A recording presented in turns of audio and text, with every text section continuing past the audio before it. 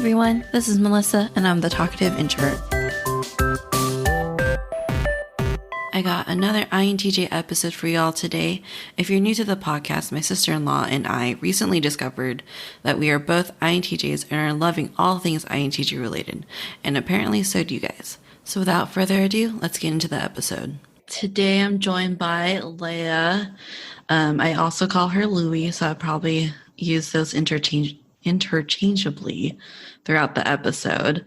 But if you are new to the podcast, we did an episode in season 1 about INTJs, and that is actually my most popular episode to date. Oh, what? Yeah.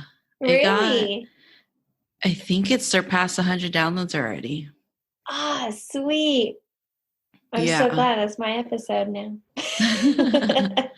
I think the fact that it's an INTJ episode really made it skyrocket. Yeah, I feel like INTJs really get into this stuff because we can't relate to anyone else.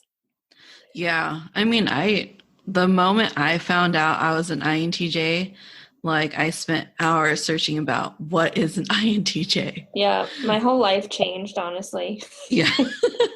My whole outlook on myself and my personality and even other people's personalities just completely changed in a good way. Yeah, no, definitely. It definitely made me, I'm already self-aware because obviously that's my personality. Yeah,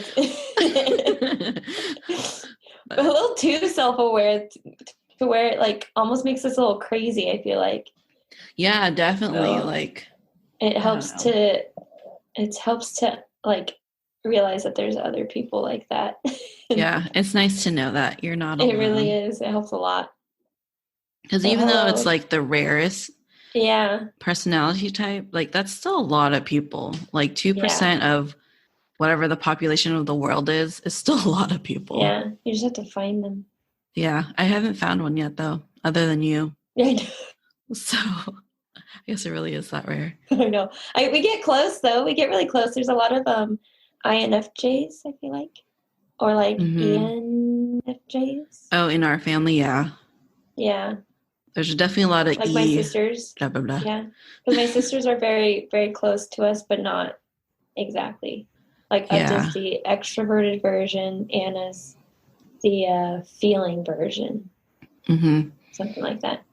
Well, aren't they both NFJs, but one's E and one's I? Yeah, that's what it is. Okay. That's what I remember. Mm-hmm. Which makes total sense. 100%. I could pretty much guess their MBTIs. Sorry, I'm a little chilly. My hands are cold. Mine are too. Let's see. In today's episode, we're going to talk about INTJ misconceptions. And so we both have a list, and we're going to just go back and forth and read off our list. Yeah, we don't know what's on each other's lists. Yeah. So I picked my favorite out of, I don't say my favorite, I guess the ones that spoke to you the most. Yeah, exactly. I think the first one will probably have we'll have a very similar list, I feel like. I think so. Yeah, I wonder if we agree too on certain things. Yeah, that'd be interesting. I'm sure we will on most of them, but I feel like because we've explained before that you're INTJ A and I'm INTJ T, so I think it might be slightly different in some aspects, but still pretty similar. Yeah, I think so too. So who do you want to go first? You want me to go first? You can go first. It's your podcast. Okay. Hold on. I'm going to drink water because I feel parched. So the first one, I don't know what kind of order I want to go. That's so funny because I was going to bring that up. I was just thinking in my head, I didn't put this in order and I should have. Because I don't know if I want to do the obvious or I don't know. Okay, well, the first one I feel like is everybody's first one because it's the one that you see everywhere. Yeah. And it's the most common. But the fact that we are emotionless robots. That's like what people write, emotionless robots. Yeah, And it is. everything I've seen that I it found. everywhere. Yeah. So that's the first one. And well, obviously no. Yeah. Like yeah. I don't know. What did you think when you saw that one? So with that one, yeah, I mean, I feel like we're incredibly emotional people. We just don't project it as well. Also, I think it goes with like how like because this is all about like decision making, like MBTIs. I feel like it's all about decision making, and the best explanation that I've heard is for INTJs when we're presented with a dilemma or some sort of time we have to make a decision, instead of leading like with our hearts and our emotions, we want to lead with oh my God, someone's calling me right now. Hold on. It's my mom. Oh, geez. Bad timing. And it went through my computer. But anyway, so instead of making our decisions with our emotions and our heart, we tend to go more the logical route, even if we don't really want to. Because I've definitely felt this where I'm like, I feel a certain way about something, but I don't want to act on my feeling. I do my best to act in the more logical, rational sense. Most of the time. Doesn't always happen that way, but most of the time. Yeah, I totally get that. Yeah. And that piggybacks on a lot of like mine on my list. Like it leads to people thinking that we're sociopaths, which I think we've talked about that a lot. And like we're always the villain or we're bad people or even dangerous. When I was researching this, one of the first things that came up was like, are INTJs dangerous? Or why are INTJs dangerous? I was like, what? Yeah, I kept seeing that. I was like, that's a thing? Apparently. And I'm like, don't worry about me. Yeah, I'm more worried about you. It's so sad. I was like, I can't believe that it's that much of a thing that it showed up on Google. Yeah, it's like the most asked question or whatever, or one of the most asked questions about INTJs. And it's like, do you think I'm going to murder you? Or like, I know. I don't understand this. I'm very much not dangerous at all whatsoever. Yeah, and I'm not a sociopath, even though sometimes I kind of feel like it, but I'm not. Yeah. But like, so along with the emotionless robots, another thing to like add to your point is that it's very internal. Like, oh yeah. Yeah, all my emotions are very internal, and so we just look like we're emotionless, but inside my head there's like constant turmoil and there's just constant battling with myself back and forth, and it's just, we just don't show it outwardly, but inside my head I'm exploding. There's like a volcano constantly erupting. I like to equate it to my mind is like Jupiter. You can't really tell what's going on, but there's 1,000,001 storms going on in there. But it looks very cohesive and like, beautiful. It's like, it's pretty. It looks, I don't know, smooth. Like everything's just mixing together, but no. There's thunderstorms all up in there. I like that. Jupiter. It's like Jupiter. Yeah. It's exactly how it's like. I love Jupiter, so. That's funny. Okay, what's on your list? Okay, let me see what's a good one to start with. Okay, an interesting one. So I got some of these from a video that we were just talking about when we first got on this thing. It's by a YouTuber that I like, who talks about INTJ stuff, and specifically like female INTJs because she is a female. So it's super easy to relate to, and I almost always agree with every single little point that she makes in her videos. And so she had one on misconceptions, and one that I found that was interesting was a misconception is that we're fast workers, which I didn't I get that on found, my list. yeah, I found that interesting because, INTJs are all about efficiency. Mm-hmm. And I've always felt that way even before I knew that was a thing for INTJs. Like, we're always about efficiency. I'm always trying to do things the most efficient way possible. And I know you do that too. Mm-hmm. But when I think about it more, I'm like, I'm really not a fast worker Mm-hmm. at all.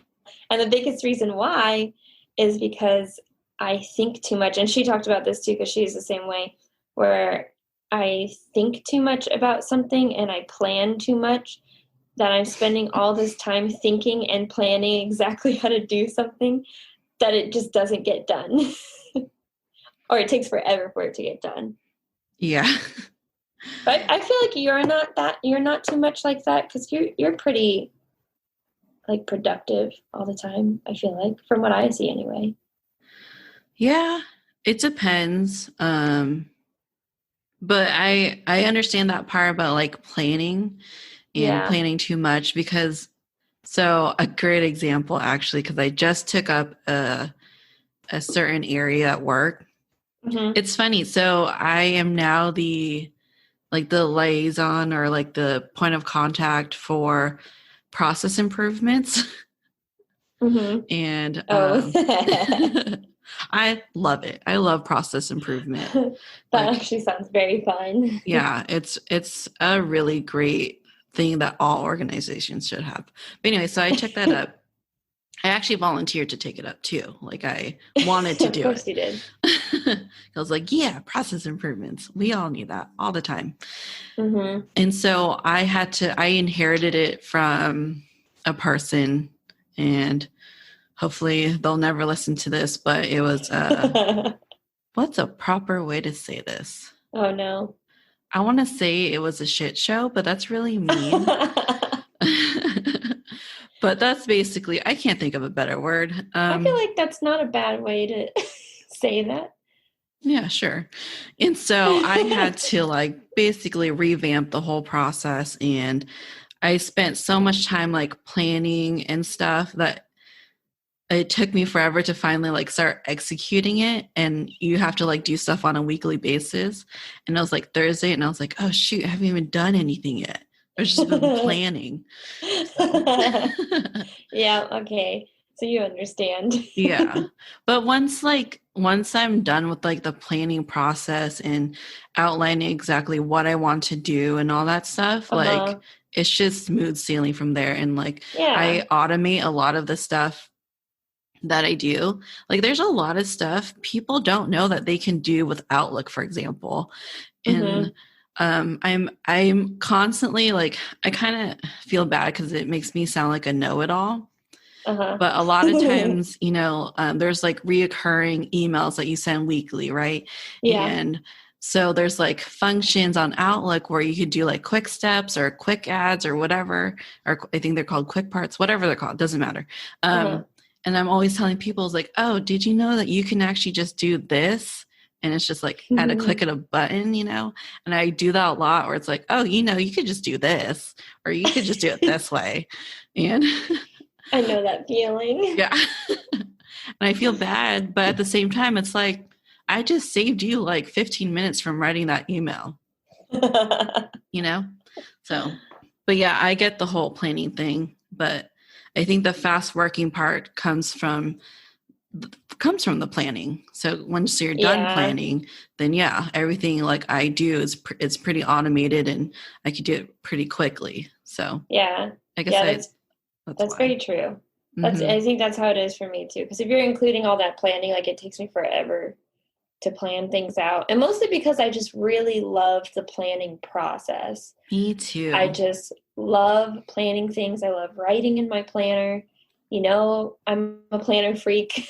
And so I just really love that process. And I think part of it is like, I'm so obsessed with the planning part that I don't want it to be over. And I don't want to actually start, because then I'm done planning. And then when I start, like, I finish it.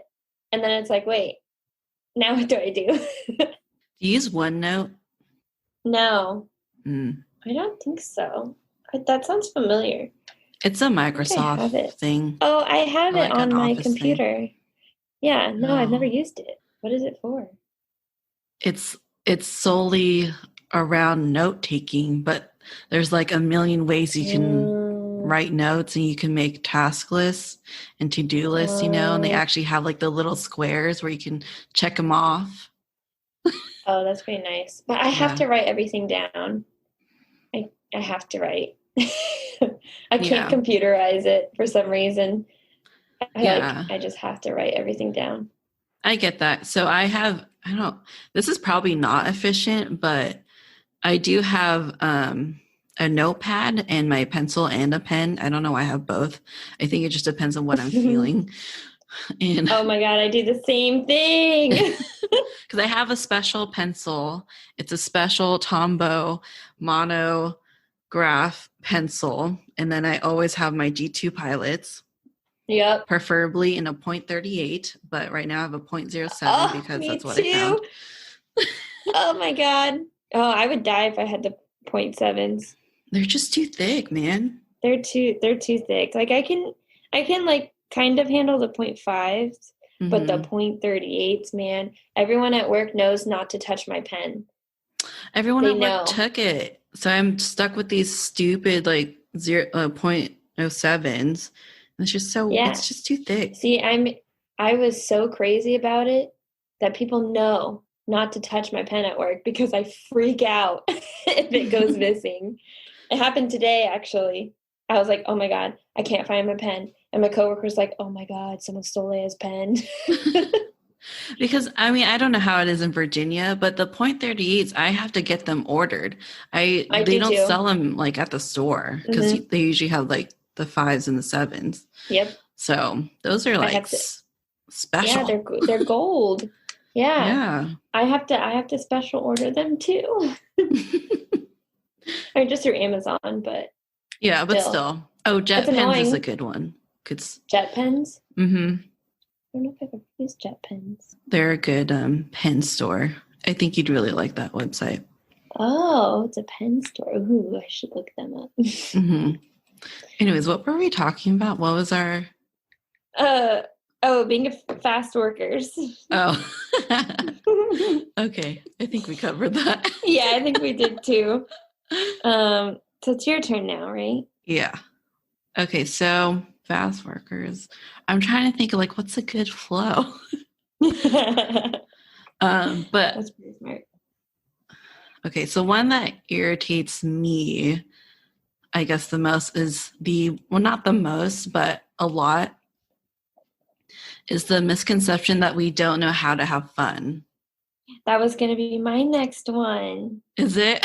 Yeah, I literally wrote down no sense of humor / not fun. Yeah, that's on my list too, the no sense of humor. Yeah. I don't know. I think I'm pretty damn funny sometimes. I know. Well, so I was reading about this too, and like the article that I saw was like, in truth, we do have a sense of humor. It's just kind of dark. And oh yeah, it's just like different. I feel like with anyone, like you have to get used to people's sense of humor because everyone kind of has a different sense of humor. Mm-hmm. And I think that's one of the reasons why we get along so well is because both of us have pretty dark senses of humor. Mm-hmm. I mean, not that it's like terrible. No, I don't think so. I mean, dark humor, I don't know. It's a good coping mechanism. Yeah. Like I feel like we can be fun. It just has to be the right time. Like I have to be in the right mood, and it's just not as common for me to be in the right mood to do certain things like going out and like drinking or something like that. Yeah. Like I like to do that once in a while, but it's extremely rare. Yeah. I haven't like missed it at all, to be honest. Yeah, I don't ever really miss it. It's just one of those things that I just happen to be in a good mood or in the right mood, not a good mood, but in the right mood. But yeah, but I still feel like we have fun. Yeah. And I don't know. I think our last INTJ episode is very apparent and very evident that we have a sense of humor because we were like laughing a lot. You know who has a good sense of humor? Huh. Ava. Oh, she does. Her sense of humor is very dark, and it's funny because it really like it scares the rest of the family. Yeah, it does. Like people, I've had people be like, "Yeah, I think something's wrong with Ava. Like, I think she's depressed or something." And I've heard the things that they tell me, and I'm like, "Oh, I laughed at that. Like, I thought that was funny. I was like, I thought she was clever." Because that's the thing, like, but I think Ava likes that. But if you're like with Ava and she says something weird and you laugh, she'll laugh because she thinks it's funny. But to everyone else, it's like, oh my God, is she suicidal? Is she gonna kill herself? I know. It's funny because like what is one? Oh, someone told me this, but it cracked me up. So they asked somebody asked Ava what did she want for Christmas? I think I know this one. And she was like, to die. And I thought that was so hilarious. That was so funny too. I was like cracking up. And I was like, oh my God, how dramatic. No, yeah, I had I'm not going to say which family member, but I had a couple family members tell me about this. And I was like, I didn't want to be like, oh, I thought that was so funny because I knew they wouldn't understand that too. But I was like, I'm pretty sure she's fine. Like, I'll talk to her, make sure she's okay. But in my mind, I'm like, I think she's just like me. Like, I've always felt like she's had a similar personality to us too. Mm-hmm. But she's really young still, and so she's still growing up in her personality. She's only 12. Yeah. Mm-hmm. So, no. Yeah. 12. Yeah. She's 12. Oh my goodness. I guess that kind of segues into the one I was telling you about, which is my most, like my biggest pet peeve. Mm-hmm. Or like the misconception I hate the most, which is that we're negative and pessimistic. Oh, yeah. I get that all the time. And I'm always telling people I'm not being negative. I'm just realistic and logical. That's it. Yeah. That's my biggest one. I don't know if I think I've changed a lot, so I don't get that as much. Because I used to get that all the time. Yeah. But what was it? There is some like, I don't know, some epitome or like some like eureka moment that I had like in my mid-20s, because now I'm in my late 20s. Yeah. That was like, you need to stop being so negative because it's depressing. But I don't remember what that was. There was like something that happened, and then I tried to be more zen, you know? Yeah. I tried to be more positive, even though like everything sucks and life sucks. And being an adult sucks. It's definitely something that I have to remind myself of. Or it's not that I feel like I need to be more positive. I just remind myself that to other people it comes across as negative. Mm-hmm. And so I like try to seem more positive, I guess, without being like fake, because I don't want to be fake. Yeah, I don't want to be like all giddy and like bubbly, because that's not who I am. Yeah. But I think I'm just more grateful, or I try to be more grateful of like the good things in life, and not just focus on like the inevitable. I definitely have to remind myself to be more grateful and to express it more, because I'm really bad at expressing it. Yeah, I talked to my therapist about that. Trying to, like, I think being at work and always having some type of team kind of makes me be that way. So, like, I have to say thank you all the time, or I have to remember to say thank you, or like in the mornings, we chat, obviously, since we're all working from home now. And sometimes I'll have a question, but then I'll ask the question and then I'll be like, oh, and good morning. I always forget. Yeah, I find myself like I have to try really hard to like greet people. Yeah. Because to me, to me, I just think it's unnecessary. Yeah, like I don't need to say good morning to you. It's not a good morning. It's like cold. I know, like in the at work, because I'm always the first person to get to work because I have the key and I'm the receptionist, so obviously I need to be there earlier than everyone else. And so like the stylist and everything will walk in, and half the time I find myself like half the time I'll greet them, but then like some of them I do, some of them I don't, and I feel bad because I'm like, what if they think that I don't like them because I didn't greet them specifically, but I greeted the person that came in after them. Yeah. And so I just go through this whole like loop in my mind. This happens every morning, literally every morning. And I'm like, I missed one again. So I try really hard to make a point of greeting people in the morning. And I'm really good in the beginning, but then like as more people come in, I'm like, I missed one. Yeah, the receptionist is like considered the worst job for INTJs. And that's what I am. It was so hard to get good at it.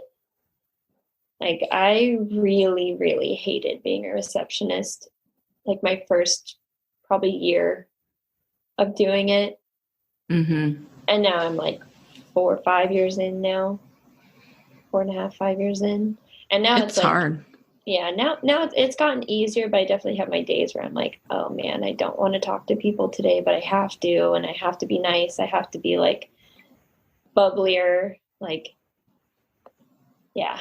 Yeah. Because when I worked at the yogurt shop, I had to like obviously greet everybody because you're the only one working there. And then like if they're like the only people or the only family in the store, then you have to like chit chat and be like, oh, how's your day? It's another hot one out there. And like, man, it must be good to have a froyo on this hot summer day. You know? That's exactly what you sounded like, huh? I tried to like be chipper about it. I am very good at being fake at work. Yeah, no, you have a good customer service voice. I've heard it. Yeah, and it's at a higher octave too for some reason. It's just so high pitched. Mine's probably like 5 octaves higher, and my voice is already at like the highest octave it can go. I know. I don't know why. That's like that's the go-to. My voice gets really high pitched. Yeah. My customer service voice. It's weird. It does. It gets really small too. I think people kind of like that. They gravitate towards that. So maybe that's why I do that. I don't know. Oh yeah. I feel like I've gotten pretty good at it. Yeah, I think so. Yeah.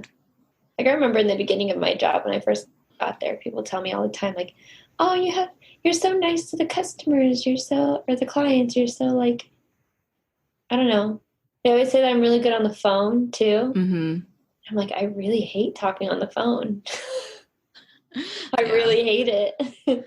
But you always get like compliments about that. Like I remember when you worked at Chipotle and like just even the salon here, like you always got good, what's it called? Like reviews, I guess. Yeah. In reviews, like Leah's friendly and Leah's approachable. I got that through school too, surprisingly. Oh, really? That's good. I guess. Throughout school. I mean, it was pretty quiet. I guess in elementary school, I don't know. It was a little bit different, but yeah, I guess I'm just really good at faking it. Fake it till you make it. Reals. Okay, what did we go through? We are not emotionless robots. We do have humor and we do have fun. And then we're not all pessimistic. Yeah. Oh, and okay, so I guess this kind of goes hand in hand with the pessimism, whatever, you know what I'm saying. Yeah. But the misconception also that we're arrogant and we're jerks. I knew you were going to say that because that's on my list too. Well, mine says like self-centered. Yeah, which is like, Which yeah, is kind of, it's arrogant. similar. Yeah. Yeah. And I don't know, like I I know that I can be mean, but I don't mean to be mean. You know what I mean? Yeah. Especially with that A attached to yours. Yeah, which is very unfortunate because I don't like arrogant people and I don't Yeah. like jerks, obviously. Like, I always say please and thank you, and Mm-hmm. I'm very polite and respectful.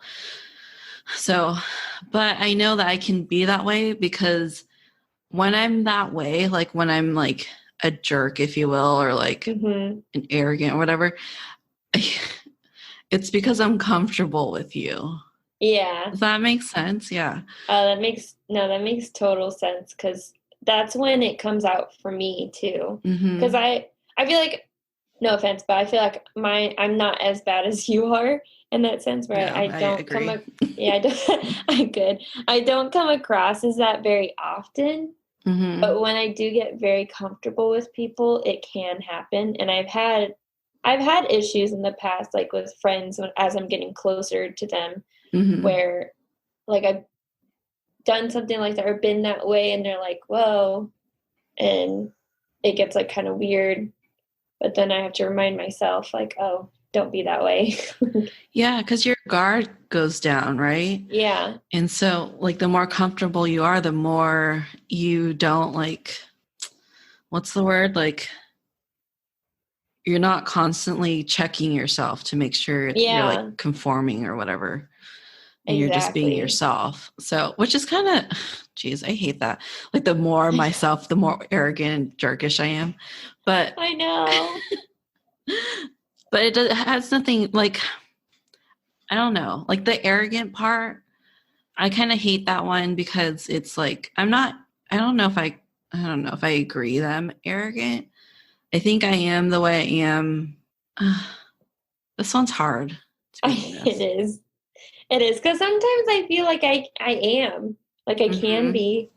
Like some of Yeah. my thoughts, I'm like, wow, that was pretty selfish of you or whatever. Or it's like, I don't know, my reactions typically I think start out as being selfish. And then Mm-hmm. I kind of like, usually I'm pretty good about checking myself and being like, no, can't be that selfish. I feel like that's where it comes like you can connect like making decisions with your heart versus your mind. Mm-hmm. Because like this sounds really bad, but like maybe deep down, like at first, like my heart wants to be selfish and cater Mm-hmm. to myself. But then I think about it logically and I'm like, no, you shouldn't be doing that. That's not what should happen. So then I go into the more like logical direction, or I try to. Yeah. I agree that's definitely like has to do with our decision making and our Mm-hmm. logical and like rational thinking because like my arrogance comes out a lot. I don't know if Bailey still listens to the podcast, but it kind of comes out with Bailey sometimes Yeah. because I'm just so comfortable with her because she's like my Yeah. best friend and like I Uh-huh. do truly feel like I can just be myself around her. And I do feel bad Yeah. that I do that. But some of it, it's like, I think sometimes I give advice when no one's asking for it Oh yeah. because That's hard not sometimes, to do. yeah, because like there'll be times where, like not just Bailey, like just like Casey too, and you, like people I'm close to, Uh-huh. if they're having like some type of hardship or whatever, Mm-hmm. um, I want to tell them how to do like something a certain way Mm-hmm. because it's proven for me to work. But Yeah. like I need to remember like just because it works for me doesn't mean it works for This other works. people. Yeah. Yeah. So I think that's where kind of the arrogance comes from, but it comes from a place of love, like I'm not just saying things just to make myself like puff up myself and like make myself look better than you. It's more of like, I just want to tell you this. I'm trying to help you. Yeah, exactly. Like I'm telling you this because I want you to, live a more fulfilling life or a better life or something, more efficient, whatever. So it's not arrogance. It's just the way we, I guess, express it seems arrogant. That's funny because that's something that I've realized fairly recently too. Oh, yeah. And so I've been watching myself with doing that, like giving advice when you like shouldn't be. Or trying to fix people's problems that you don't need to fix. Like, because I know for myself, like if I complain about something, I'm not necessarily asking someone to fix it for me. Sometimes I just want to complain. Yeah, exactly. And I need to remember that other people do that too. Yeah. Yeah. And I do that a lot. You know me. Yeah. I love to complain. I really do. Like, I try. Yeah, I really do. I'm not like a Karen or anything. No. The stereotypical Karen. Like, it's more of like behind the scenes. I just really love to complain. But that's all I want to do. I don't like. If I can fix it, I'll fix it. But sometimes I just don't feel like fixing it. I just want to complain for a little bit, and then I'll fix it. Yeah. All right. What's next on your list? I think we covered a lot of them. Another one that I found is that we're workaholics. Oh, yeah. Which, I don't, for me, 100% is not true because sometimes I feel like I'm super lazy and I don't ever want to work. Yeah, right when 5 o'clock rolls around, I'm out. Yeah. I turn off my computer. Yeah. I'm not in love with working.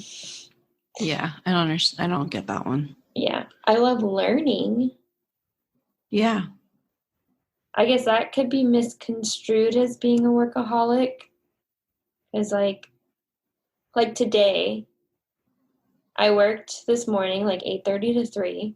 I got off, I came home, and up until now, it's 9 o'clock right now. So this whole time in between, I've been watching YouTube videos on sewing because I just picked up sewing sort of recently.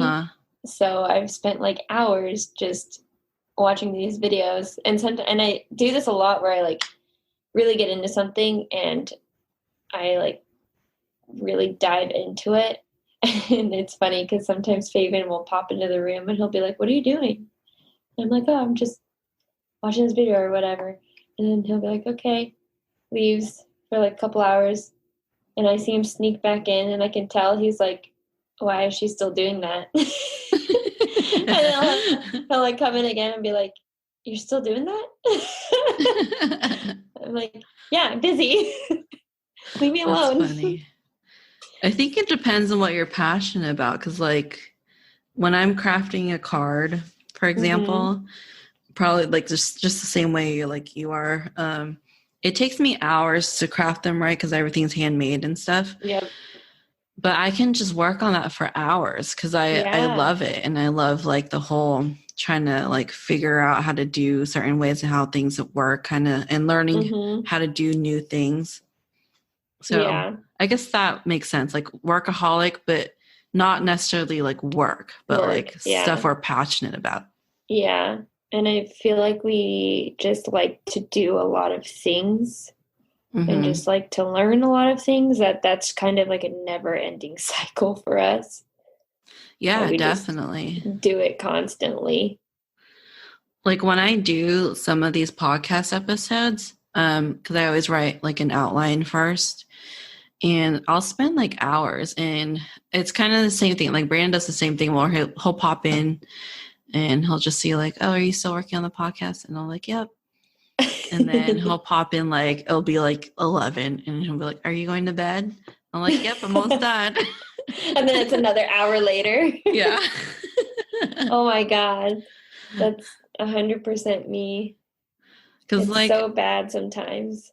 Yeah, because I want to know what I'm talking about, and then it's also just interesting at the same time. Like, obviously, I don't talk about anything I'm not interested in. So just the research part of it is just really, I don't know, time consuming. It's just because you don't know how many hours pass by. No, not at all. When you're that into something, and I have this like weird thing where I feel like I may have talked about this before, but I can't, once I start something, if I stop, I more than likely will not pick it up again if I don't finish it right away. Yep. Or it will take me forever to complete it if I just stop.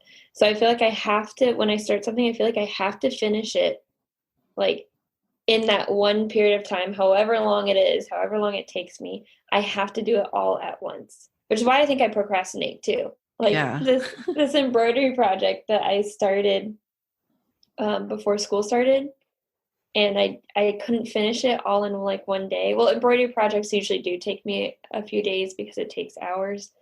So I'll work on it for hours for days consecutively until I finish it. But if I skip a day, then that project's not getting finished for months. I'm just now finishing that project that I started back in August, I think. And it's now January, and I literally just have to put the backing on it.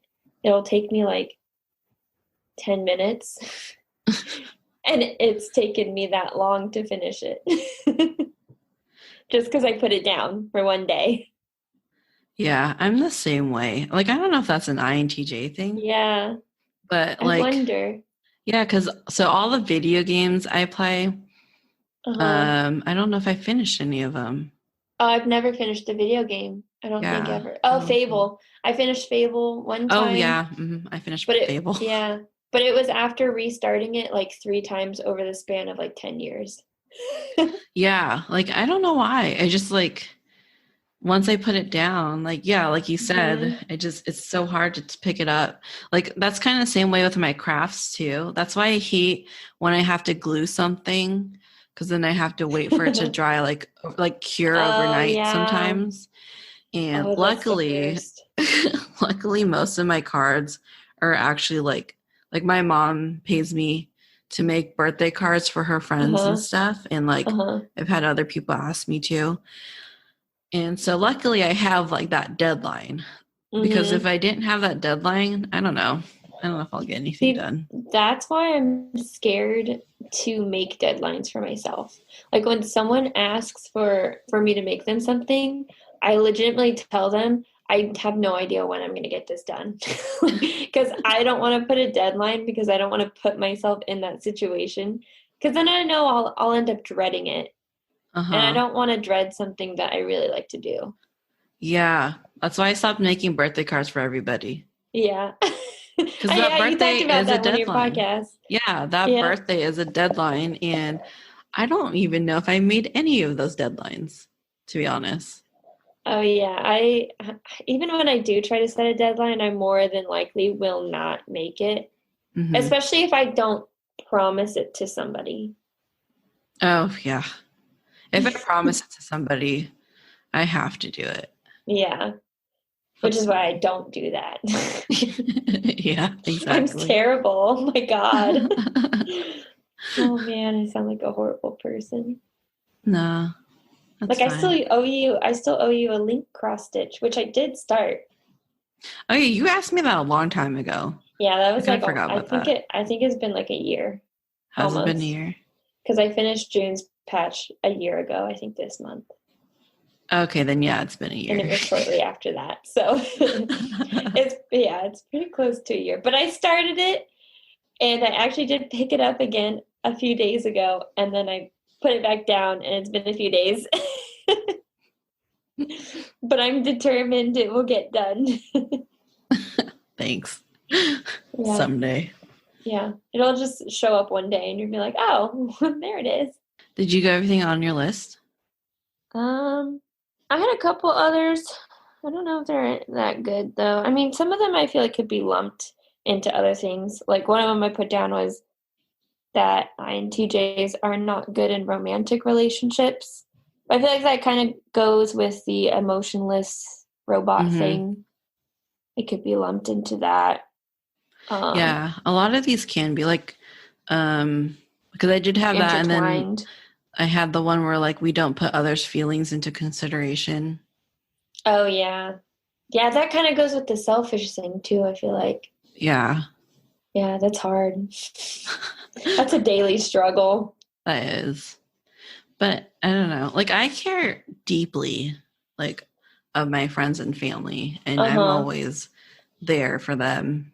Yeah, I do too. And I think people don't, no one realizes how much I actually do care, except for maybe you, because you're the same way, you understand. But I feel like I can say it all I want, but it'll never come across as what I actually feel. Yeah. Because I'm not good at showing it. Had a brain fart. I had something to say and then it went away. I have a lot of those.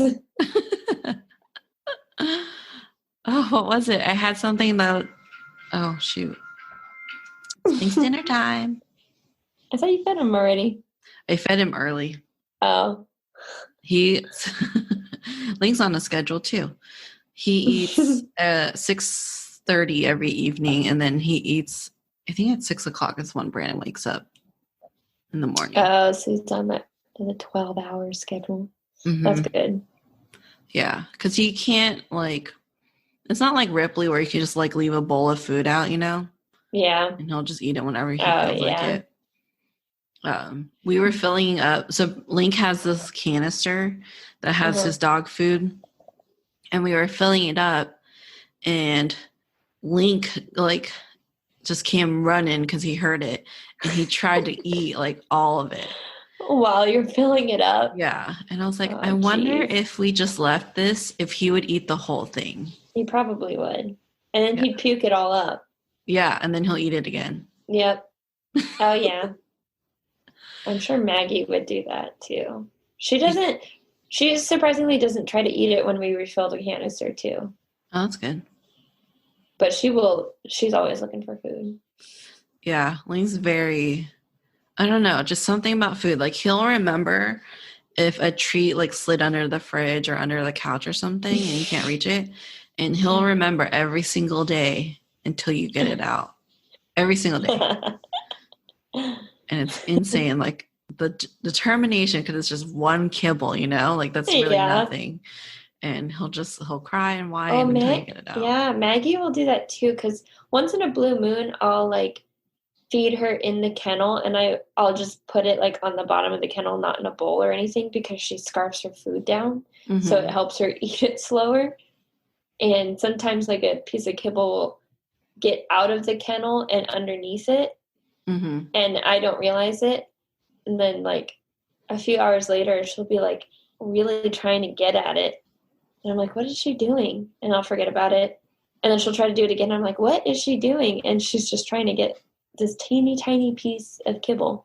It's insane. It's like they don't eat or something. Like they're starving. I know. I'm like, I feed you every day, twice a day. Oh, so my mom got us the Roomba. We named it RoboLink. But that's funny. Link's used to it now. But man, he was so angry when we first got it because we turned it on. And then Brandon, Brandon slides the treats like on the ground and has Link chase it. Yeah. It's like the only way we can have like Link exercise in the house because he doesn't like playing with balls or anything like that. So we throw treats. Exercising and eating. Yeah, that's like the only way he'll do it.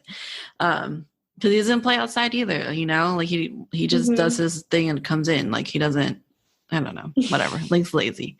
So bougie. Yeah. So anyways, Brandon was doing that and the Roomba sucked up his treat. And it was so funny because he like froze for a second and stared at it. Like he was in disbelief or something or shocked. And then he just started barking at it like crazy. And he was just angry. Oh my God. So funny. He's like, dude, you stole my treat. He was not happy about that. Oh, poor He would Link. not stop barking at it after that. Because he was fine. That's He was so finally funny. getting used to it. Yeah. That happened. Jesus, Link. His face, it was just like utter like disbelief. Oh, I love dogs. They're so funny. So funny. Right. Well, Did you have any more? okay, I think we went over most of them. Oh, we didn't go through this one. So I found this like obviously in my research, and it said something that so I found it in a forum. Like someone posts, it's like kind of like one of those Reddit things, and someone asked like, "What are the INTJ misconceptions?" And someone wrote that people think we're just naturally smart and didn't work for it. Oh, yeah. And I was like, "Oh, that's a good point." Yeah, I hate that one. Yeah, I absolutely hate when people think that I didn't work for something. Like if someone thinks I'm spoiled or it was just like given to me or like I didn't put in the legwork, you know? Oh yeah, but I hate when people people will say, "Oh, I couldn't go to college because I'm just not good at it." And they're like, "Oh," and they'll tell me like, "Oh, I'm not like you." And I'm like, "School never came easy to me." Like, yeah, I get straight A's, but it's not easy. And I don't know, I don't understand how they don't see that because of all the times that I've missed out on things because I'm studying or have to go to class or something, and I've missed out on so many things because of it. And they legit tell me like, "Oh, I can't go to school because I'm not like you. I'm not smart like you." And I'm like, what? Yeah, I don't understand that. It's because all you got to do is try. Like, yeah, it's not going to be easy, but you just have to do it. Yeah. I never understood that. Like, I don't know. Because college was hard. Yeah. College is so hard. Like, I High was in the school was library hard. a lot. Yeah. I thought high school was really hard. Yeah. Well, no. High school wasn't that hard for me. Oh, it was so hard. I just Well, remember you took more honors classes and stuff than I did. I literally took every single honors and AP class they offered except for I think one AP class I didn't take that I could have, maybe. But I definitely took all the honors classes. And it was not easy. I felt so stupid in them. Because they're hard. And like the AP classes, I feel like were probably harder than actual college classes. Oh, 100%. That's why I think high school was harder for me than college. Yeah. College is still hard, but I would much rather keep doing college than go back to high school any day. Yeah. They made it hard for no reason. High school was just easy for me because I dropped out of all of those honors classes and stuff. My dad was not happy about that. But the moment I realized that one, we're too broke to put me into any school other than a state school. And two, I'm not going to have money to put myself through that and to move out to wherever UC or whatever I wanted to pick. I realized why am I working so hard if I'm just going to go to state school anyways? So I dropped out. Classes. that was actually my biggest regret after high school. After my first year of college, my biggest regret was taking honors and AP classes because it didn't mean anything. Yeah, it really didn't do anything at all. So I got out of one English class in college for my AP credit, but it really did not matter at all. No one cares that I took honors this and that and AP this and that. It has never mattered in my college career, especially because for the same reason as you, we didn't have the money to send me to a high-end college or university and where that would have mattered. Yeah, exactly. So, for all you broke kids out there, just have fun in high school.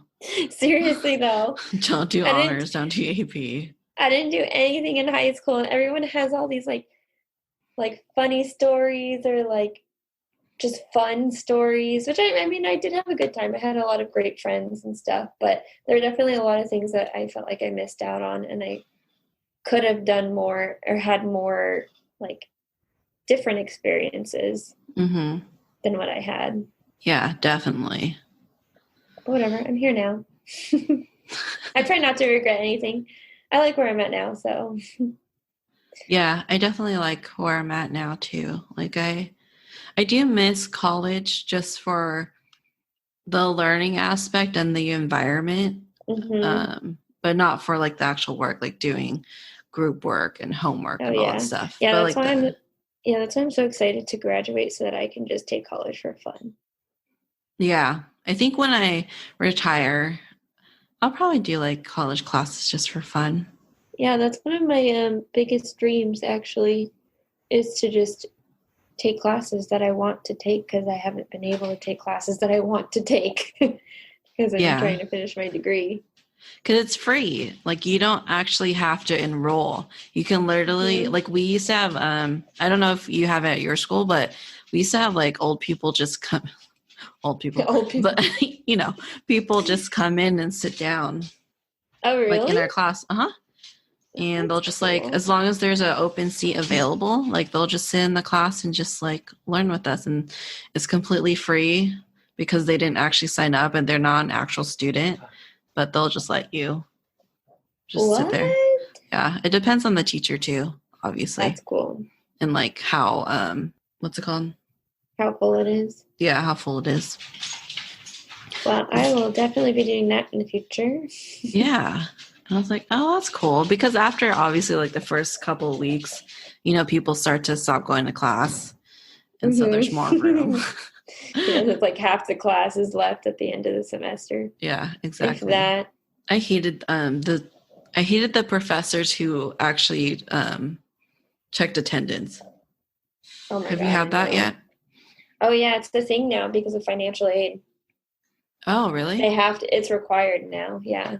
Oh. Because of financial aid, because you can get dropped if you don't show up, and it affects the financial aid. So every single teacher I've had in college since like after my first semester, every single teacher has had to take attendance.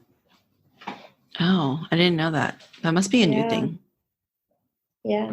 I don't think they did it my first semester though. Oh. But after that. So it's been a while since they started that. I've been in school forever. Because there's been like some classes that I just stopped attending altogether and only came for like the exams and stuff because it was just such an easy class. Oh yeah, I have had classes where in the beginning of my college career, like within the first year, I definitely like did not show up to a lot of the classes where I should have been dropped but didn't get dropped. So yeah, it is a fairly new thing. That sucks. It's like, that's such a college thing to do, is not go to class. I know. And like took that away. Especially if it's an easy class that you're going to pass everything. Yeah. Because I would do that in the beginning. Yeah. Because I think there's one class. It was like my nap class. So I still attended. But I always took a nap because it was my last class of the day and then I had to do the night shift. Oh my God. It was a geography, I think. Yeah, geography. And it's not like the locations, like it's like about clouds and stuff.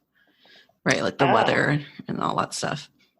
Oh, that's interesting. Yeah, it actually really is an interesting class, and I wish I did pay attention. It's just that it was like it ended at 4:15, I think. I don't know why I remember that specifically. I think I just remember that because it was just weird. Like, why did it end at 4:15? I know. I hate that classes are like that.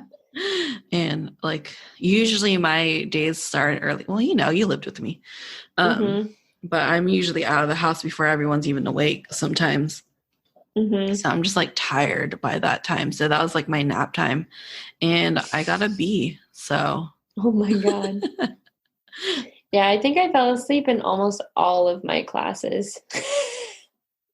It's hard. Oh man. Unless We're it's a great role really... models right now. Oh, and Ava listens to the podcast. Oh God. Ava, don't fall asleep in your classes. Or if you do, just make sure, guarantee it's an easy A class. Yes. Oh man, I've slept in classes so often, because I can't have caffeine. Yeah. And I'm just tired all the time, naturally. Yeah. I don't know. College is like, unless it's, so if it's like just the GE classes, right? Mm-hmm. I didn't take any of those seriously. I only took the ones where it actually mattered for my major. Yep. Seriously. And those are the ones that are actually interesting anyways. So I would have paid attention anyways. But all the GE ones, like, as long as you get a C, no one cares. Yeah, all of my GE classes, I took them all online. I hate doing online if it's like a class I really need to learn something from. Mm-hmm. But all those classes I felt like didn't matter. I took them all online. Easy A for all of them. It's so dumb, to be honest. Like, you just sneeze. Is that Brandon? Yeah. That was a gnarly sneeze. Gonna be in the audio now. It definitely is. Thanks, pitter patter. Mm-hmm. I was like, the first thing you do when you come in here is sneeze. He's serious. Yes. What were we? Oh, college. Yeah, that's what we were talking about. Yeah. No, college. Jeez. We really went on a tangent there. Yeah. It's just, I wish I could talk to my early 20s self. I know.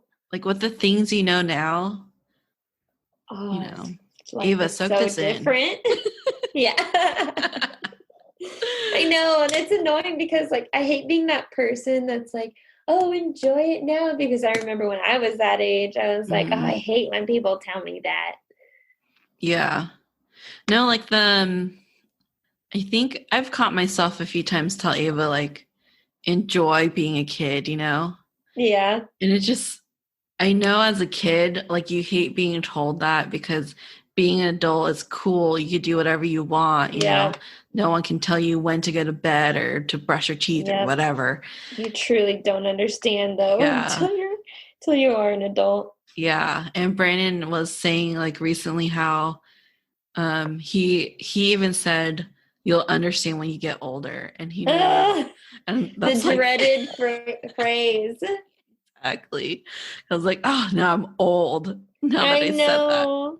I hated hearing that as a kid. I hated it. And now I find myself wanting to say that to people younger than me. Because they won't understand. And there's like no other way to say it other than like, you'll understand later. I know. Even my coworkers who are like in their 20s or a little bit younger, I'm like, I try so hard not to tell them things like that. They make me feel so old sometimes. Because I forget. I still feel like I'm like 21, like 2021. And then I work with my coworkers who are like 20 and younger. And I'm like, there is a big difference. I'm actually 25. And there is a huge difference in just those 5 years. Yeah, it's crazy. Like, just in the span of your 20s, how much you grow, you know? Yeah. Yeah, it's so weird. Is that how you felt when we were hanging out? And I was like 18 and you were, what, you're 4 years older? 3? Well, I'm going to be 29 soon. And you're 25. Well, you're going to be turning 26 this year. Yeah, so only 3 years. Yeah, 3 years. No, that's definitely how I felt about like you, Casey, and Garcia when we were living together. I was like, these children don't get it. They don't understand. Yeah, I definitely see that now. Yeah, I felt pretty old living with you guys, to be honest. Because you guys were like new. Oh, yeah. Yeah, we had just moved out of our like parents' houses. Like, I mean, I had only been working for a year, 2 years maybe. No, I think it was only a year because I moved out when I was 19. I didn't get my first job until I was 18. Yeah. And like at that point, like I'm already almost graduating. I've been through 3 jobs or 4, however it was. And, experienced senior. I was actually old enough to buy alcohol and rent a car. Actually, no, not yet. That happened later. I was pretty young. I felt old at the time. I was like, look at me. I'm moving out of my mom's house. I'm going to college. I have a job. I think that's why a little bit like we were like easily irritated by you guys too. And there's I'm sure. Yeah. Because I'm easily irritated by people who are younger than me, and I hate being that person, but it just happens. Mm-hmm. Like there's definitely been times where like obviously we've argued before and some animosity back then. Mm-hmm. And I definitely like looking back, it was definitely the age gap for sure. Yeah. Because now that I hated that was the reason too, because I feel like I would get told it's because I'm young, mm-hmm. or something along those lines. Yeah. Like I knew it was because I was younger, and it would like really irritate me because I felt like I was more mature than my age. I don't know. Mm-hmm. I don't know if I actually was. I mean, I wouldn't say I was like immature, but I mean, I probably wasn't as mature as I thought I was. Yeah. I mean, you're definitely more mature than the average person your age. I think that's just kind of comes with the INTJ personality and like the introvert personality. But definitely not at the level, obviously, as we were, because we've moved out at 19 or 18. Yeah. 18, 19, something like that. And we were already like in our mid-20s by the time you guys moved in with us. Yeah. So, but it's better now. Yep. Definitely better now that you're old and married. Old and married. Oh, jeez. I'm not mad about it, though. No, definitely not. We're definitely going to have this conversation like in our 30s and then 40s and then talk about like how naive we were at 30. Yeah. Oh, that's so weird. It is weird. Like, I don't know what's cool anymore. Like what is people like kids Ava's age are even into? Like, I don't even know. I don't even know either. Yeah, like I can't understand the TikTok thing, and I can't really get behind it. And I feel like it's probably how people felt when Instagram came out. Oh, definitely. Yeah. But I'm like all for Instagram. I'm on Instagram like all day long. I shouldn't be, but it's hard not to be. I grew up with Instagram because I got it in high school. Yeah, I don't understand TikTok either. And I like had it, and then I was really confused because it would just like automatically play a video. And I was like, what? And then it would just go to the next video. And I was like, what's happening? Why does it keep going? I get so confused too. I'm always like, what's the point of this video? Yeah. I'm like, why can't I just pick the video I want to watch? I know. So confused. I finally like downloaded TikTok like maybe a month ago. Mm-hmm. But I'm never on it. I never go on it because I refused. I refused for so long because I was like, no, I don't understand this garbage. It's stupid. And then I don't know why I downloaded it. Because people keep sending me like videos of TikTok. And it wouldn't let me, at a point, it wouldn't let me open them until I got an account. So I was like, great. Right, now I have to get an account to watch these stupid videos. So I got it for that. Because Ava will send me things through TikTok. And so I want to watch the things she sent me. But then I'm like, I don't know how to use this. So I'm never on it unless someone sends me like a TikTok video. Yeah, I deleted mine because I think I only had it for like a few days. And I was like, this is so frustrating. I hate this. And I just deleted it. It's so chaotic. It is. It's like constant. I mean, I guess that's what people talk about, right? Like kids nowadays need constant Yeah. stimulation, not simulation. And that's exactly what TikTok is. There's an unlimited amount of videos and it just keeps going and going, Yep. whether you want it to or not. Yeah, one day I did get stuck on it, and because the videos just keep going, so I was just like watching them one after the other, and I guess I was watching them for so long that a video came up that said, "Hey, you've been scrolling for a while. Why don't you take a break and turn your phone off?" And I was like, "Oh my God!" Like TikTok has these videos placed in there, so when you've been on it too long, one of those videos will pop up and tell you to turn off your phone. And I was like, this is really bad. Yeah. So I don't touch it now unless someone like sends me something, and that's it. Yeah, I don't. Yeah, don't get it. Yeah, but I can't understand how to use it because things randomly pop up.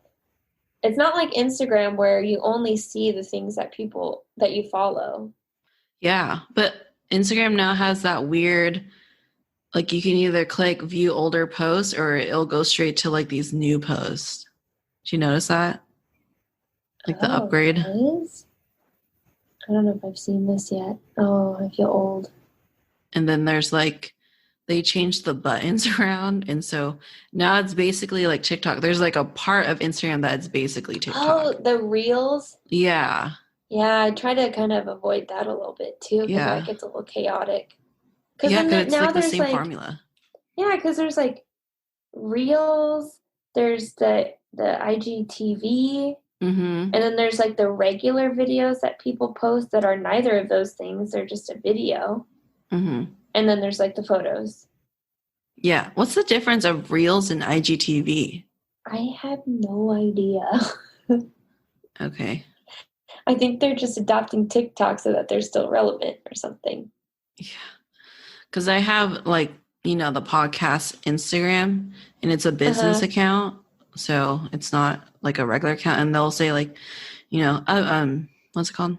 Create your first reel or create your first IGTV. Yeah. I'm like, what's the difference? I don't know what to record. I don't know either. I just don't. Like, am I supposed to dance to something? Or like, I'm so confused. Oh, no one wants to see that. For me, anyway. It's funny because, like, everyone has these dances, and it's like a TikTok dance. And I'm like, what? Yeah.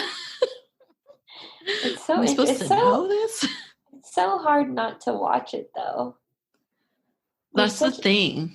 That's why it's so addictive, because there's also, like, 90% of TikTok is just cringy, right? Oh, yeah. But you, like, get addicted because it's so cringy, like, you can't stop watching it or stop looking at it. You're like, why do people do this? Yeah. Seriously, like, why? It's, like, out there for everyone to see.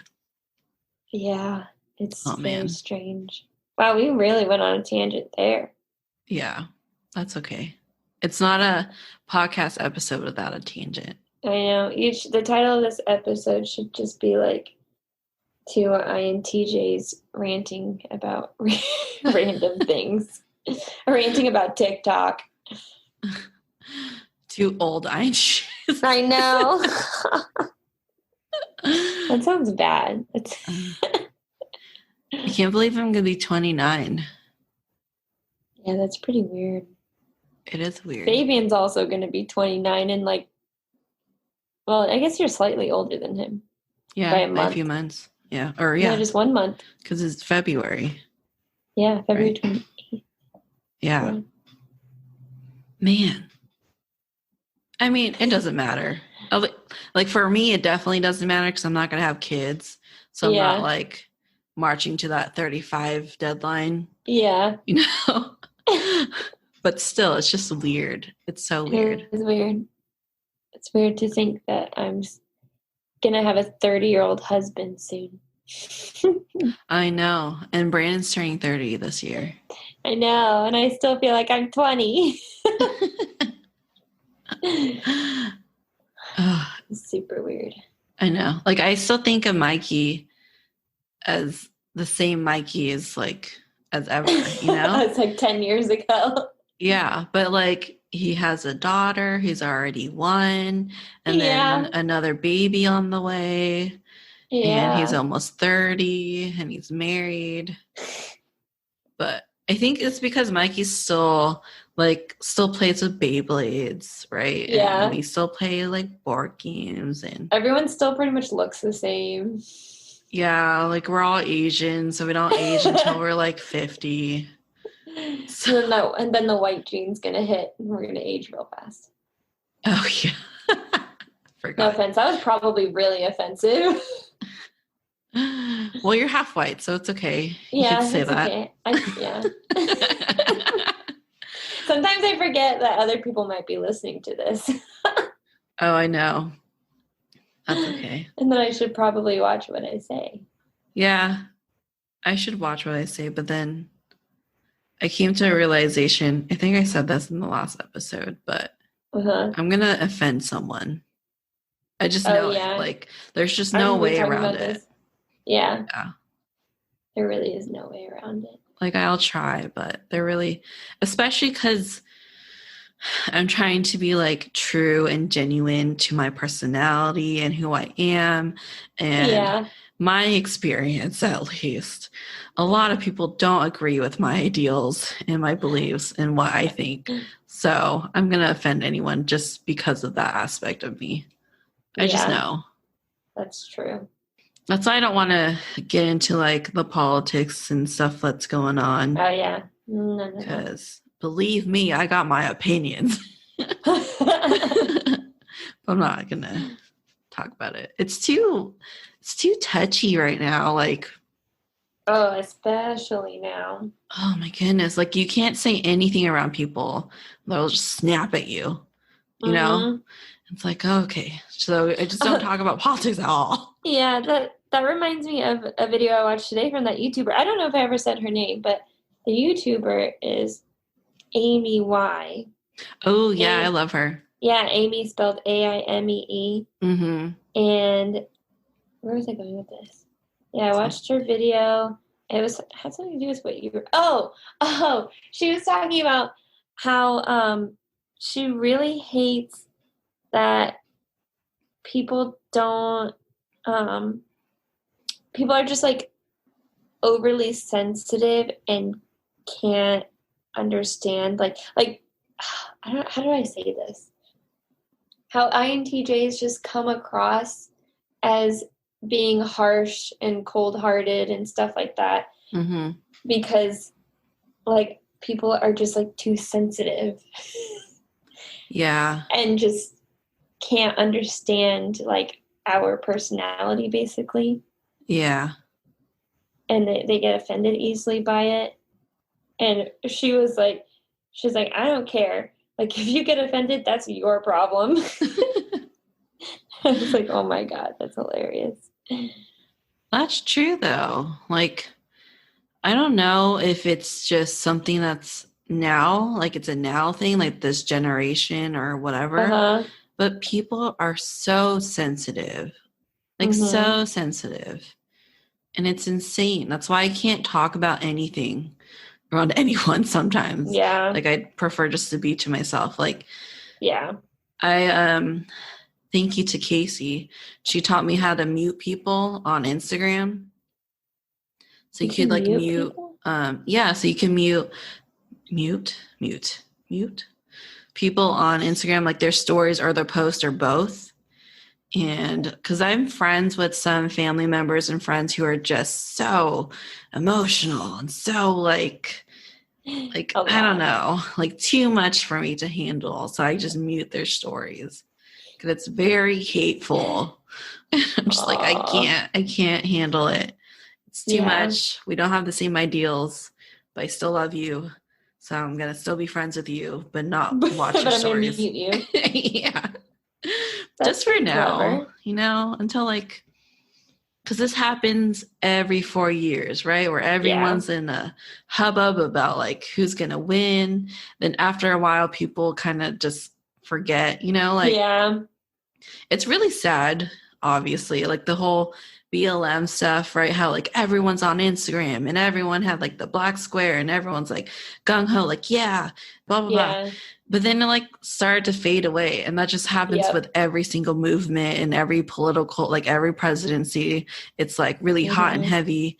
And then all up and down. Yeah. And then it dissipates. And then it's like, oh yeah, remember when we used to like post a black square on our Instagram page? Yeah.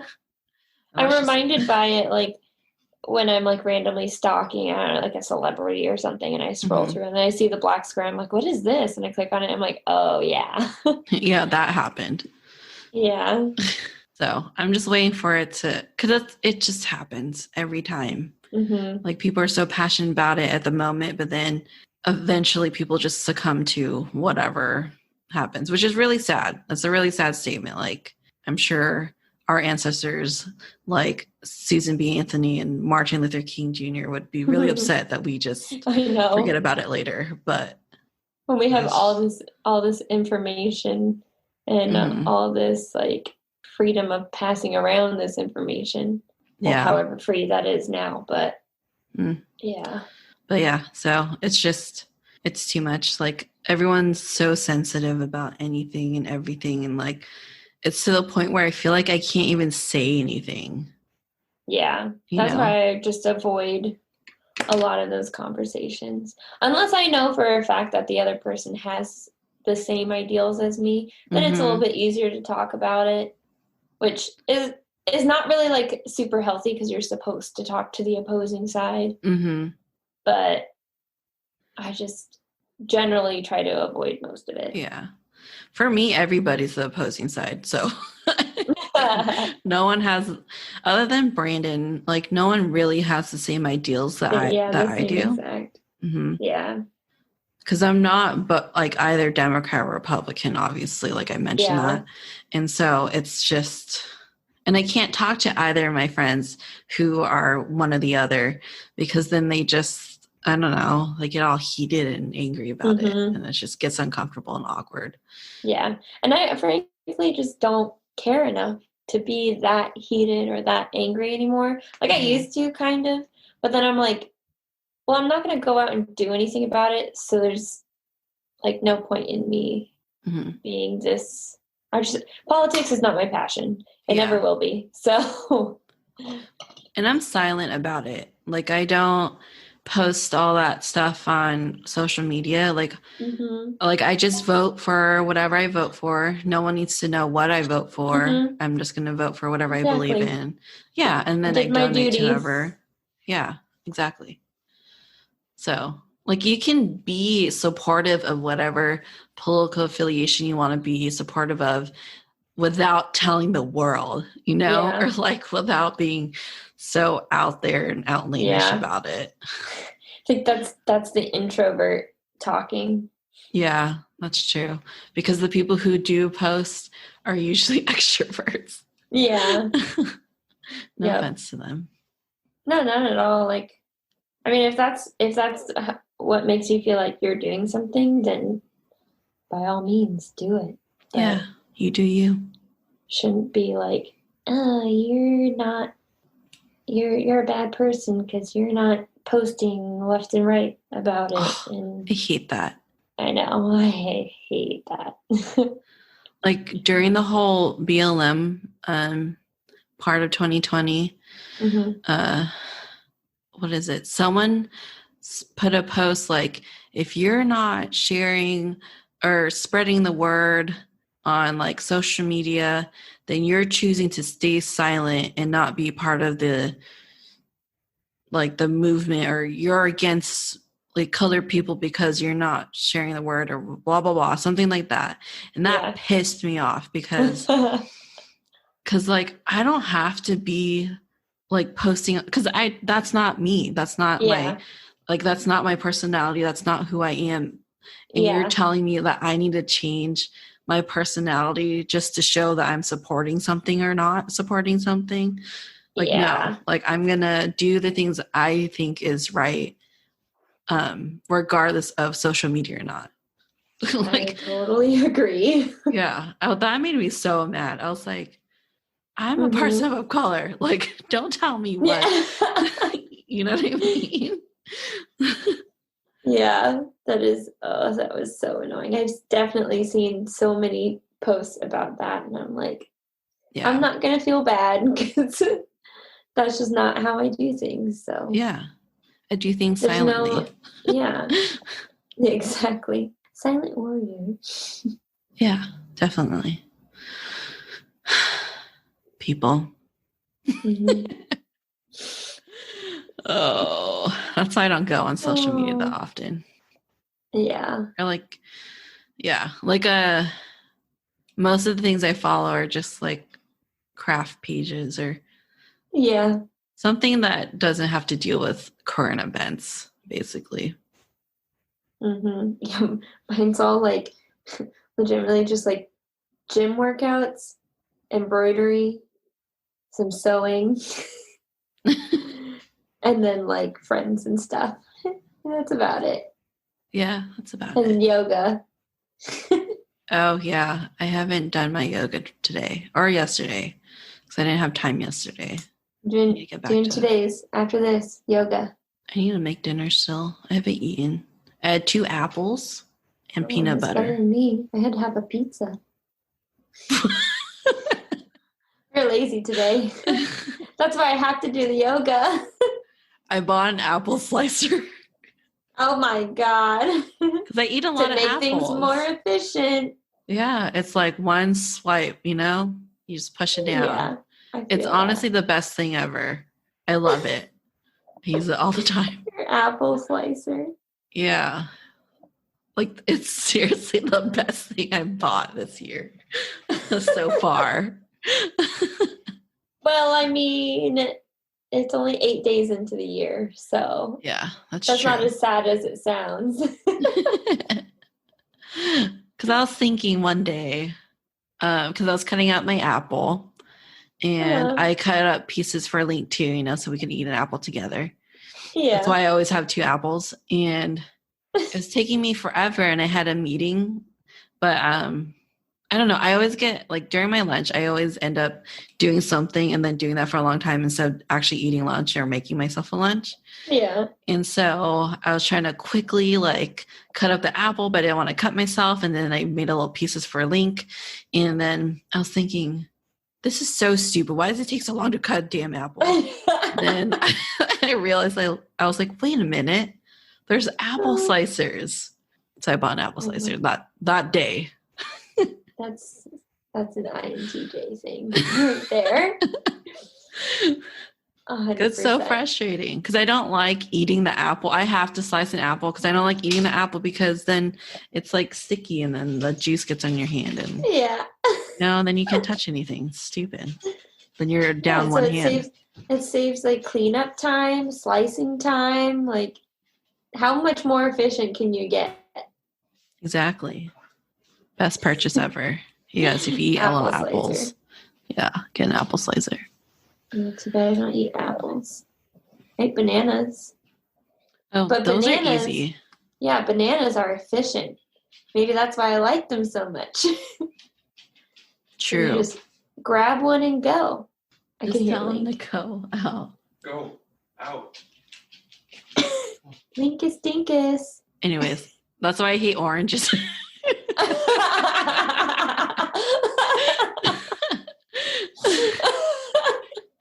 Great segue.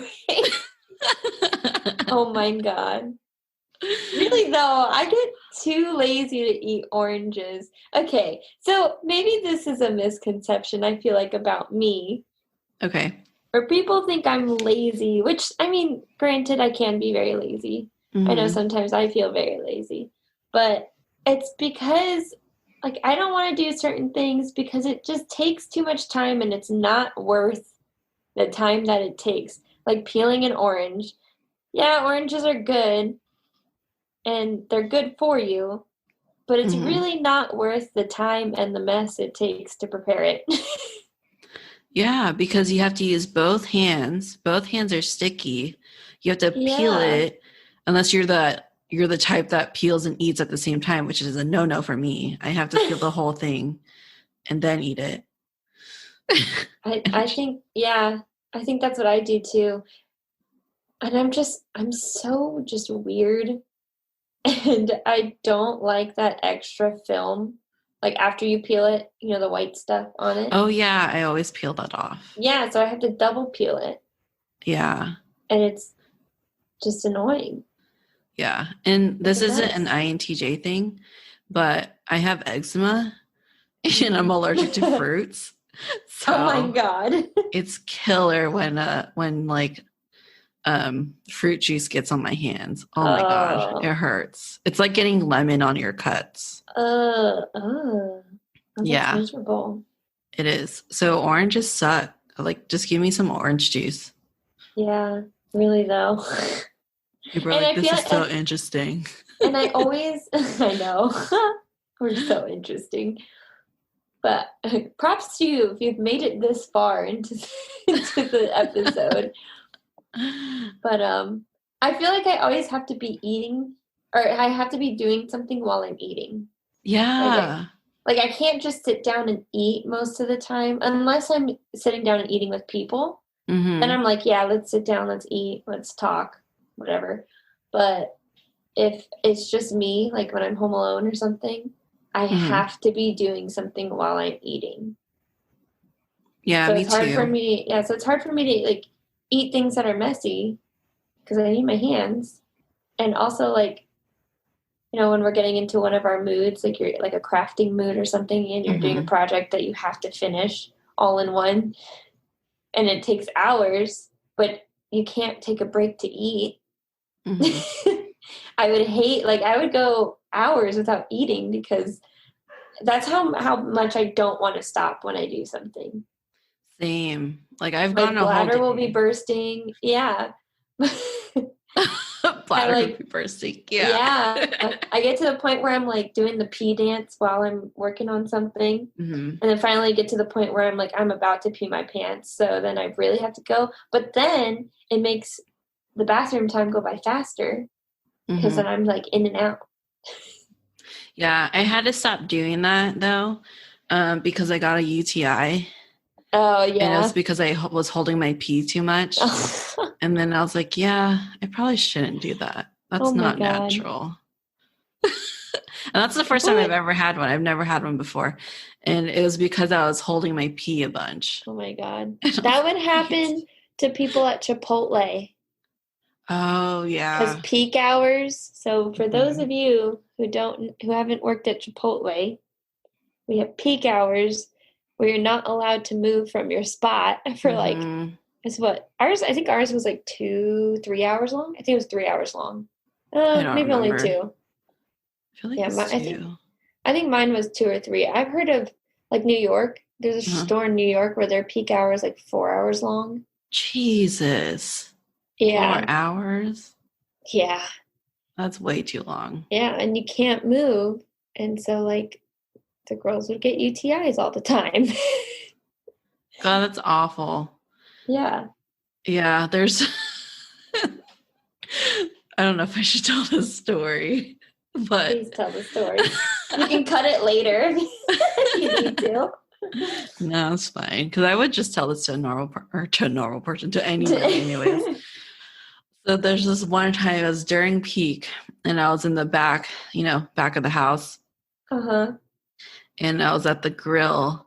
And I think because I'm also lactose intolerant, right? Oh, no. And so I think I had like a burrito for breakfast or something, and it had like sour cream in it. And we were in the middle of peak and I was about to like explode. Like I legit was like probably going to poop in my pants. And then the whole time I was like freaking out and I was getting super sweaty and like luckily it's already hot in the grill. Yeah, it's like super hot and I was getting sweaty and I was like moving around weird, and then like the grill guy noticed and he was like, "Melissa, you okay?" I was like no. I was like, "Can you finish cutting up this chicken so I can go to the bathroom?" And he was just cracking up. And then the moment he said yes, I just put it down and I ran to the bathroom. Like I booked it to the bathroom.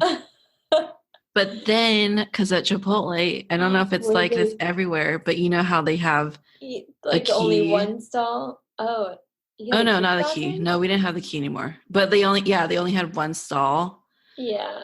and someone was in the stall, and I was like, "Are you kidding me right now?" I was freaking out, and I still had my apron on too. But don't worry, guys. I You put it changed straight it. into the hamper afterwards. And I still like had my gloves and my apron on, and then the lady finally came out, and I just like went in and just like basically exploded. Oh my god, it was Oh, that's so funny because horrible. you're not allowed to leave. You're not supposed to leave, Yeah. How did I and not hear this story before? I was just so embarrassed. But now it's like, who cares, you know? Yeah. But back then, I was so embarrassed. Oh my God. And like and I just felt so bad because like there's another lady waiting also outside by the time I got out, and she probably was so disgusted because I was still, you know, like I was the grill lady. Yeah. So I don't know if she like saw me at the grill before or after that. It would suck if it was after. Oh, she probably left. She probably didn't even buy any Oh Chipotle my after that. God. Yeah. Because our Chipotle, the bathroom is like on, like in the line. So you could like go to the bathroom and then get back in line. Yeah. That's an awful spot too, because like people are like, no, you went to the bathroom, you know? Yeah. And if it stank, like they know what you did. They know it. That's true. I never thought about that. Oh, geez. I will never forget that. Because you're told not to leave peak. You have to be in your station. And they're strict about it. They are strict. I've had times where I've had to go to the bathroom. They're like, no. They're straight up like, no. You need to wait. And I'm like, okay. Yeah. Because you're supposed to be able to create an order under like 20 seconds or something like that. Something stupid like that. Yeah. Which, I mean, come on. If someone's going to be ordering like 8 burritos, like that's not happening. Yeah. Oh my God. Yeah. The big families that come in. Oh, yeah. Especially if they like don't know what they're saying, or those people who will have orders, like a bunch of orders, but they're on their phone, like it's all like text, you know, and they're like, oh, hold on, this one is this and this, and then this one's this and this, and then they'll be, oh wait, no, not that one, and then it's like, oh my God, and then everyone's angry. There's not much that I hate more than disorganization. I just cannot understand for the life of me how people can be so disorganized. I can't understand it. I know. Like, life would just be easier if you just like organized it properly. Like, there's this one customer. I was so happy when we had this customer because he had multiple orders. And first, like, he told us in advance, like, hey, I'm going to have this many orders. And I was like, great, let's hear it. But what he did is that he typed it out and printed out the order. And I was like, oh my God. And I was like, you could have just done this online. But anyways, he typed it out and then he just held it up for us to read it. And it was like perfect. God. It was like, what a dream. I know. And I was like, thank you. Thank you so much. You're the best customer ever. I love when people make things easy like that. Right? Because that's like what I do. I go over it in my head a million times trying to find the best way and the fastest way to like order stuff. Yeah, same. I just hate keeping people waiting. I hate it. Oh, I know. I don't know why. Like that's maybe because like I don't like waiting. Oh, I don't want to make people wait. Yeah. Yeah. It's the worst. It's such a waste of time. Was there any more that you wanted to add to this? I think we went over all the misconceptions. Yeah. I had. I mean, I had like the psychopath, sociopath, but that's kind of the same thing with the emotionless and not. Yeah. Yeah, I think I did bring that one up too. Yeah, we talked about it already. No, we're not murderers. And yes, we can read emotions, just not as well as the average person. There you go. That's the gist. Yeah, exactly. Nope, that's it. INT. Did you have anything else? No, I think that is all from me. Cool. Well, thanks. Thanks for going on the podcast. I really like doing the INTJ episodes. I do too. They're so much fun. They're my favorite. I mean, we've only done one. This is the second one. Obviously, people love it. Yeah. Oh, that's the thing I was going to bring up. So, you know how I made a joke earlier that like people think this is so interesting, like sarcastically? Oh, yeah. So someone on Facebook reached out or commented or whatever you do on Facebook. Yeah. And was like, I didn't think this episode was boring at all. Like, or those parts of the episode was boring at all. I actually related to everything you guys said. Oh. I was like, yes, thank you. Oh, that makes me feel so good. Because I do feel boring sometimes. Like a part of me can kind of understand why people think we're not fun. Mm-hmm. Because because of things we talk about. Yeah, it's like when I really think about it, I'm like, and I compare it to what other people talk about. Mm-hmm. I'm like, oh yeah, I guess that could be boring. But to me, talking about oranges. Yeah, peeling fruits. Yeah. I didn't bring up mangoes. I love mangoes. Oh, I love mangoes, but I hate prepping a mango. That damn seed in the middle. See, that is the only reason why I hate it is because of the seed. But the ends, like when you cut it right, and you do the crisscross thing. Yeah. There's no other way to do a mango. No other way, and it like drives me insane when someone does not cut it properly. Do you eat the meat around the bone in the middle? Oh yeah, I do. But I eat the sides first. Was my favorite part. Yeah, because it's got all the meat. But yeah, I'll just shove it all in my mouth, and I try to get as much off of it as I can. Yeah, but it's not as fun to eat as the ends. No, definitely not. And I have to eat it because it's just wasteful if you don't eat it. Yeah, exactly. It's the worst part. It is. It's annoying. But yeah, I know. I think about that too, or like my conversations with you, if we were to talk about the same things with like someone else, like Bailey Casey, maybe, we'll just be like, okay, cool. I know. Because I think I could talk about this with you though. There's a segment of the last episode, the last episode that I took out because I was like, this seems so stupid and boring. But maybe like to an INTJ, because after that person like sent that comment, I was like, oh, maybe they'll like this one. Yeah. But basically, so my last episode is episode 29, right? But I freaking hate that number. I was going to say, why didn't you end it on 30? I know, but like I just was too busy and I was like, I need to just close it and take a break and just like organize myself again.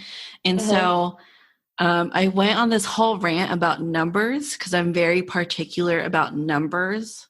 And so I don't like the number 29 because it ends in a 9. And anything that ends in a 9 has to round up. Or round down. So if it's 29, it should be 30. Like that's why I really hate my birthday because I wish it was on the 20th. And then I went on like a rant about like my favorite numbers. So I don't like 1s, 4s, 7s, and 9s. And I used to have this really bad problem. I don't have it as much anymore, but on radios where it's a number, the volume is a number, not like the ticks or something.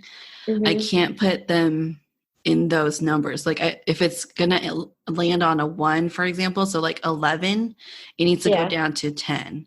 And then if it lands like on a 2, I think it's the other one, 12, it has to go to 13. And if it lands on 14, it has to go either 13 or 15.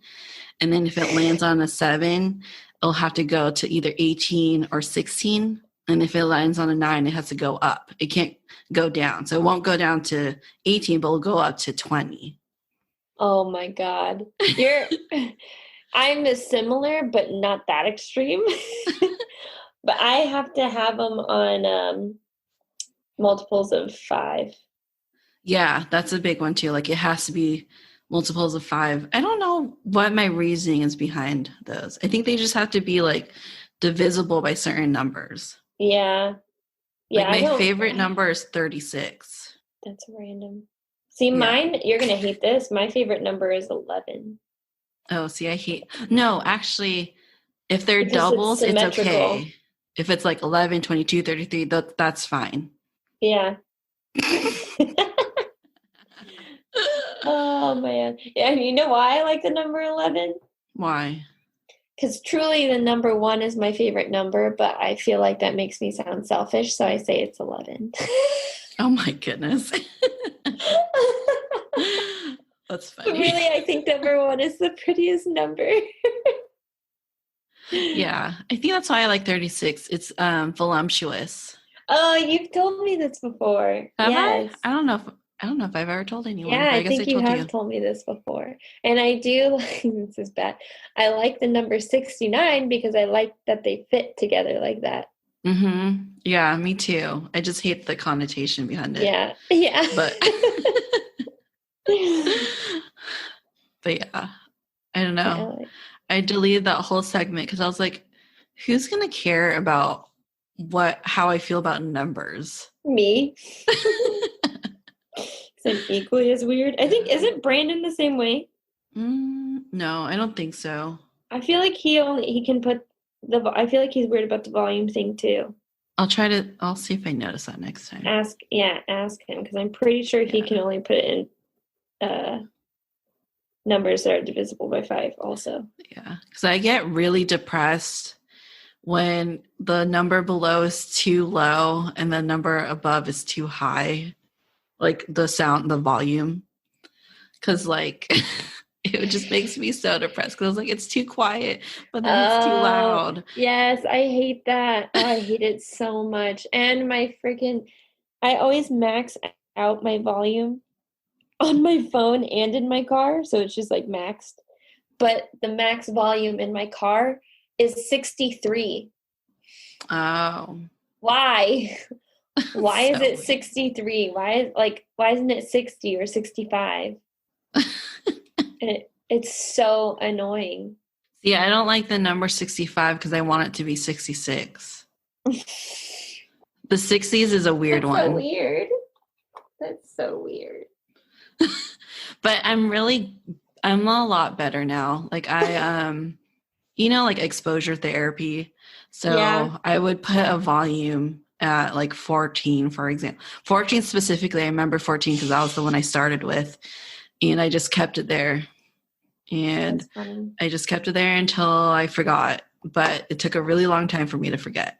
But funny. I'm doing better at it. Sometimes I'll just like do the volume and just not look at it so I don't have to worry. Oh, I do that too. I try not to look at it.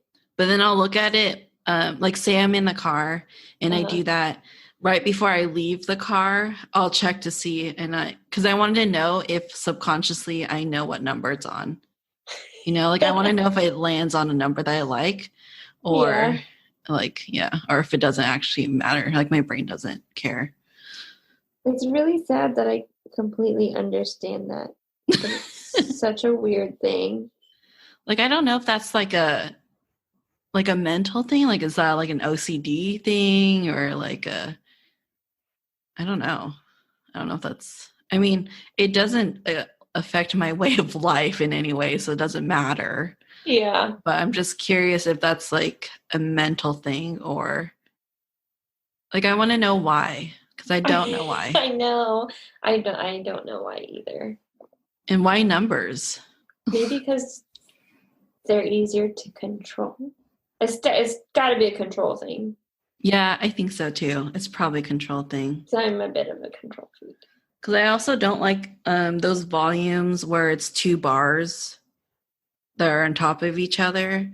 So like there'd be 1 full bar and then you could go up half a bar and then it's a full bar again. I don't like when it's a half a bar. It has to be a full bar. If that makes sense. Yeah. No, I know what you mean. Yeah. It must be a control thing. I am a control freak. Is that an INTJ thing? I feel like it is. I think it is. I think I've read that. I think it is, for sure. I'm sure it's part of a few personalities, but I'm pretty sure it's definitely an INTJ thing. I feel like a psychiatrist, if they ever listen to this episode, they're probably going to diagnose me with something. Like, this chick is definitely blah, blah, blah. That would be interesting to know, though. Like, I would want to know, but then I wouldn't want to know. Yeah. I mean, you're fine not knowing now. Yeah, but now I'm thinking about it. Now we're going to spiral. I'm going to look that up later. We'll be up till like 2 o'clock. Why do numbers affect my brain? Oh my God. Oh, I'm sure there's a whole thing about that. Yeah, I'm sure I'm not the only one. Yeah, I'm a little too scared to look that up. Why people are so particular about numbers. Yeah, sometimes I purposely don't look something up because I know I'll obsess over it. Yeah, that's true. Well, for way too long. I don't know. So I don't know if I talked about this in my body dysmorphia episode, but my psychiatrist asked me, why do I need to know whether I have BDD or not? I feel like you did mention that. Oh, I did? I can't remember. I honestly don't remember what I talk about anymore in the previous episodes. But I think it's it's a justification that I'm just crazy and I'm not actually ugly. Does that make sense? Oh, yeah. Because if I don't have BDD, then that means that I am actually hideous. Whereas if I had BDD, it's just my brain telling me that, and it's not true. Yeah, that's so sad, but it makes sense. It is sad, isn't it? Yeah, but I never actually went to get diagnosed or anything.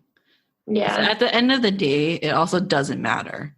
Yeah. Because regardless of whatever happens, whether I am diagnosed or not, I just need to come to the realization that I'm just gonna be in this flesh and bone and can't really do anything about it. Either way, you have to deal with it. Yeah, you just have to accept that that's how you look.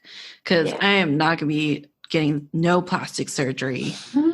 I am too broke for that anyways. Yeah, and I could never because I can't willingly put myself in that much pain. Yeah, it's an unnecessary risk. To me, obviously, to other people, you do whatever you want to do. But to me, that's an unnecessary risk to go under the knife. Yeah. I've heard some horror stories about that. Oh, I know. Oh, it's scary. Ugh. Yeah. Anyways, so I'm pretty sure I was trying to end the episode half an hour ago. Oh, yeah. That sounds about right. Typical Filipino goodbye. I know. God. If you want to say bye at a Filipino party, say bye an hour before you're going to leave. Yes, at least. Yeah, at least. Because you got to prep for pictures and you have to hug everybody and kiss everybody. I always forget about the pictures. I know. It's comes at a surprise and it's why are you shocked still? I know. Every time. It's legitimately every time. Jeez. I never remember. I always know I'm going to have to say bye to 1 million people and give 1 million hugs and kisses and stuff. But I always forget about the pictures. And then there's always, I have a checklist in my head of who I said goodbye to. Because you can't say bye to someone, but not the other person, you know? Oh, yeah. See, I've learned to pick a handful and then just disappear. Yeah, there's been times where we just disappear. Yeah. They're mostly drunk anyways, so it doesn't matter. That's very true. They're not going to remember. It makes it a little bit easier. We just have to always say goodbye to your mom. Oh, yeah. Oh, definitely. And then that's it. Everybody else is usually drunk. Or Joanne. Joanne's not always drunk. Yeah. You know, the sober people. The kids. The sober people will notice. Yeah. Okay, well, goodbye. Okay. Hope you enjoyed that episode. I'm sure to have Leah on here for more INTJ episodes in the future. If you enjoy what you hear and want to stay up to date on the show, please follow me on Facebook and or on Instagram. You can also check out my website at thetalkativeintrovertpodcast.com. All the information will be on there as well as in the show notes. Please help support the show by sharing it with your friends and family. Thanks so much, and I'll talk to you guys in the next episode.